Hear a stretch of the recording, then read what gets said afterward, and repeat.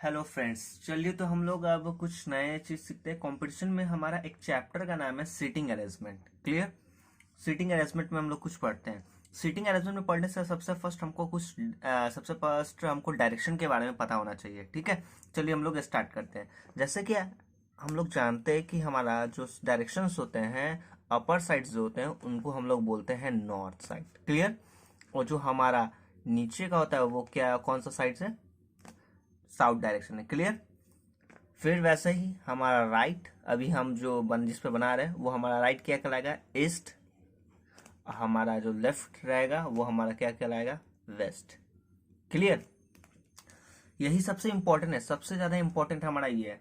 अब अगर हम मान लेते हैं, एक क्वेश्चन लेके चलते हैं, अगर हमको किसी को बैठाना है, किसी भी स्टूडेंट को बैठाना है, तो अगर बाई चांस ये जो बच्चा, ये बंदा जो है, अगर वो नॉर्थ डायरेक्शन की तरफ देख रहा है तो उसका लेफ्ट किधर होगा, उसका राइट क्या होगा?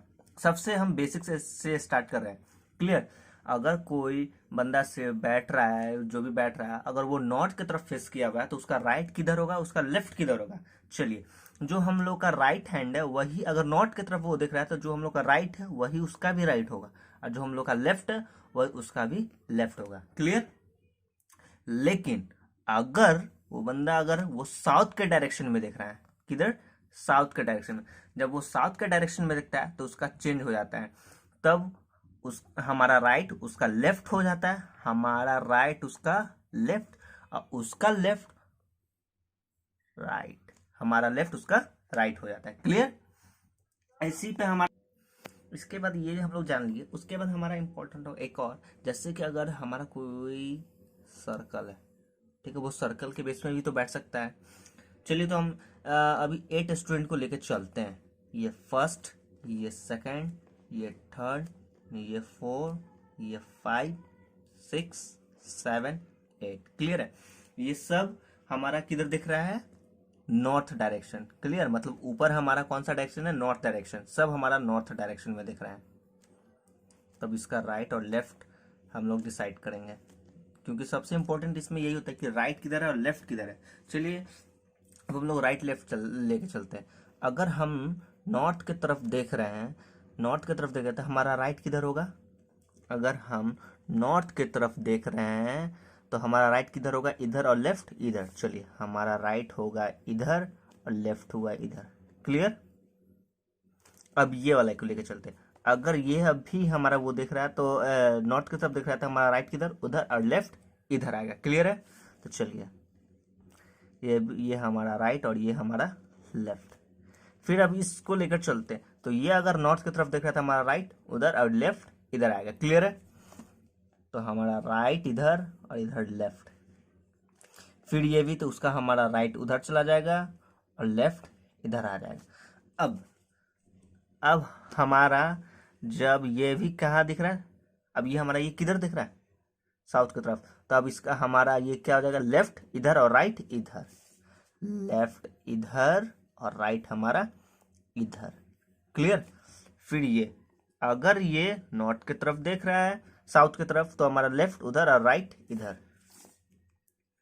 लेफ्ट उधर और राइट हमारा इधर।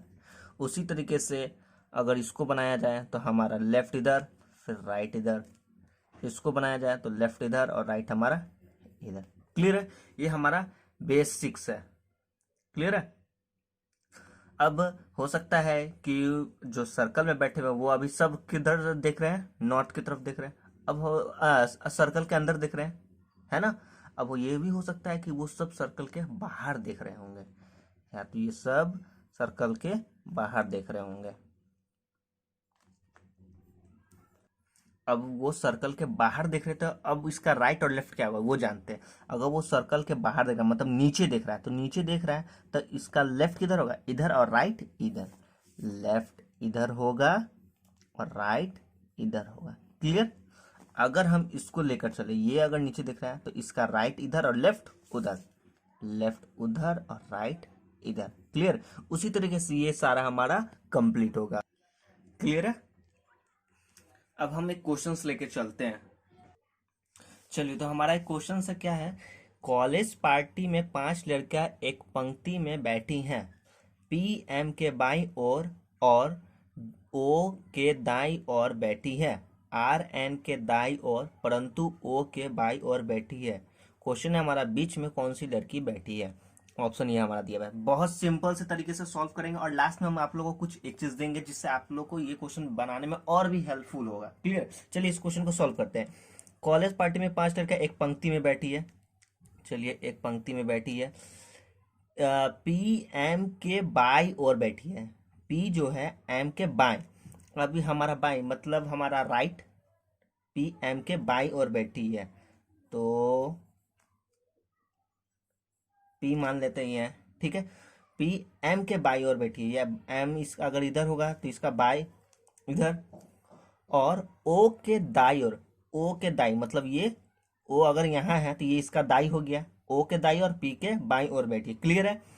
उसके बाद क्वेश्चन क्या बोल रहा है, आर एन के दाई और, आर एन के दाई और है, आर जो है वो एन के दाई हो रहा है, दाई हमारा इधर है तो अगर मान लेते ये आर एन के दाई और है।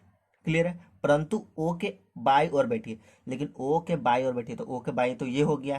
क्लियर, ये पूरा क्वेश्चन पढ़ने पर ये पता चला। तो अब हमारा कौन बच गया, एन बच गया है ना, तो ये एन, ये कंप्लीट हो गया। आर एन के दाई और परंतु ओ के बाई और बैठी है, तो बीच में कौन सी लड़की बैठी है, बीच में कौन सी लड़की बैठी है, ओ, तो हमारा ये ऑप्शन क्लियर होगा। क्लियर, फिर से एक बार समझते हैं।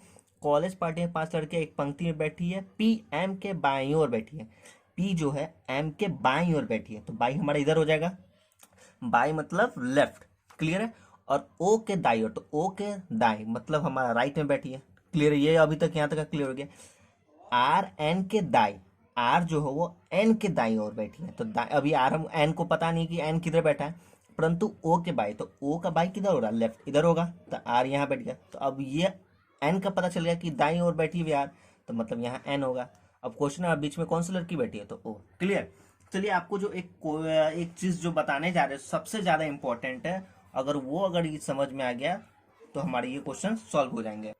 जो हमारा इंपॉर्टेंट था ये, जैसे कि हमारा कहीं पे क्वेश्चन में रहता है लेकिन, किंतु, परंतु, जो, जिसके, उसको, अब उसके लिए समझ में नहीं आ रहा है। जैसे यहाँ पर है पी एम के बाई और है, के दाई और बैठी है, आर एन के दाई और है, परंतु है, तो ये परंतु किसके लिए बोला जा रहा है, आर के लिए कि एन के लिए, उसको समझने के लिए हमारा इंपॉर्टेंट है। ठीक है।